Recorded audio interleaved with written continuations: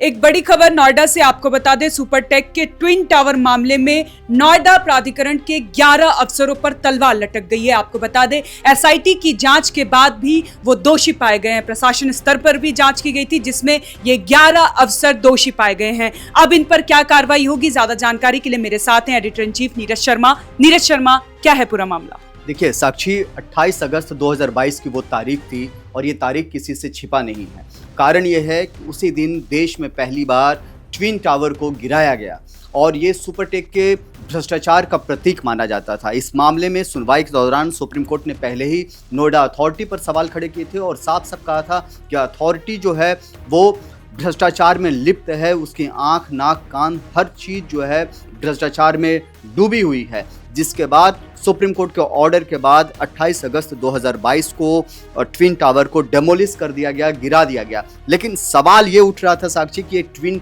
Tower जो एक करीब 93 मीटर का था, एक जो है 102 मीटर का था, ये दो बड़े टावर्स कैसे खड़े हो गए, इलीगल तरीके से कैसे खड़े हो गए, नोएडा अथॉरिटी के नाक के नीचे कैसे खड़े हुए, सवाल ये उठ रहा था। और इन सवालों का जवाब तलाशने के लिए एक जांच कमेटी बनाई गई थी। मनोज कुमार जो इस वक्त मुख्य सचिव हैं, उनकी निगरानी में एक जांच टीम का गठन किया गया था और उस टीम ने करीब 26 अधिकारियों पर को दोषी पाया इस पूरे मामले में कि ये लोग दोषी हैं कहीं ना कहीं, क्योंकि इस तरह के भ्रष्टाचार की इमारत को खड़ा किया गया था। उनमें से 2-3 लोगों की डेथ भी हो गई है, 2 लोगों की डेथ हो गई है साक्षी, जो जिन पर जांच बैठी है। कई लोग रिटायर हो चुके हैं, लेकिन सवाल जस का तस बना हुआ है कि ऐसे लोग कौन लोग हैं। मैं साक्षी, जिन 11 लोगों के बारे में अभी आप चर्चा कर रहे हैं, मैं एक बार उनका नाम आपको बता देता हूँ, ये कौन कौन लोग हैं। मुकेश गोयल पहला नाम है, तत्कालीन प्रबंधक नियोजन है। ऋतुराज व्यास हैं, तत्कालीन वरिष्ठ प्रबंधक नियोजन। विमला सिंह, तत्कालीन संयुक्त नगर नियोजक। अनीता, तत्कालीन प्लानिंग असिस्टेंट। AK मिश्रा, तत्कालीन नगर नियोजक, ये रिटायर्ड हो चुके हैं। राजेश कुमार, तत्कालीन विधि सलाहकार, 31 मार्च 2020 को रिटायर हुए। ज्ञानचंद, तत्कालीन विधि अधिकारी, ये भी 31 मार्च 2020 को रिटायर हुए हैं। MC त्यागी, तत्कालीन परियोजना अभियंता, 30 सितंबर 2018 को ये रिटायर हुए। प्रवीण श्रीवास्तव, तत्कालीन सहायक वास्तुविद, रिटायर्ड हो गए हैं 31 जुलाई 2020 को। बाबूराम, तत्कालीन परियोजना अभियंता, रिटायर्ड हो गए हैं 31 मार्च 2019। TN पटेल, तत्कालीन प्लानिंग असिस्टेंट, ये भी रिटायर्ड हुए हैं 31 मार्च 2019 को। लेकिन ये इन 11 लोगों का नाम कहाँ से आया साक्षी? तो मनोज कुमार ने जो बनाया, अपनी जांच की, वो शासन स्तर पर गया। उसके बाद एक और रिपोर्ट तैयार की गई। ग्रेटर नोएडा के जो ASD हैं सौम्या श्रीवास्तव, उनके अध्यक्षता में ये जांच रिपोर्ट बनी और इस रिपोर्ट में 11 अधिकारियों का नाम आया है जिनके लिए परेशानी जो है बढ़ सकता है। आपको बताएं साक्षी कि 30 सितंबर 2022 को जो पहले जांच की जो जिम्मा था वो प्रवीण मिश्रा को सौंपा गया था, लेकिन 30 सितंबर 2022 को उनका ट्रांसफ़र हो जाता है और इसके बाद 23 मार्च 2023 को ग्रेटर नोएडा के OSD सौम्य श्रीवास्तव को जांच की जिम्मेदारी सौंपी गई है। उन्होंने एक हफ्ता पहले ही शासन को अपनी रिपोर्ट भेजी है और इस रिपोर्ट में माना जा रहा है कि जिन 11 अधिकारियों के मैंने नाम लिए साक्षी, ये कहीं ना कहीं दोषी हैं और इन पर बड़ी कार्रवाई संभव है। सवाल ये है कि अब इन पर कैसे कार्रवाई होगी, क्योंकि कई जो इसमें अफसर हैं, मतलब ऑलमोस्ट जो अफसर हैं वो तो रिटायर्ड हो चुके हैं। क्या उनके ऊपर कैसे अब कार्रवाई? देखिए, उनको जेल जाना पड़ेगा। उनसे भ्रष्टाचार का यह पूरा मामला है। सुप्रीम कोर्ट ने पहले भी टिप्पणी की है और जांच में बहुत सारे ऐसे साक्ष्य और सबूत मिले होंगे जो इन लोगों के खिलाफ है। कैसे एक इलीगल कंस्ट्रक्शंस को खड़ा कर दिया गया, और वो भी ऐसे वैसे नहीं।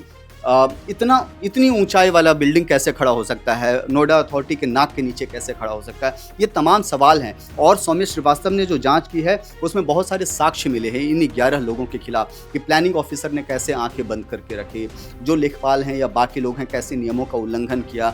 तो इन सब चीज़ों को देखते हुए इनके खिलाफ बड़ी कार्रवाई होगी और शासन इस स्तर पर पहल करने जा रहा है।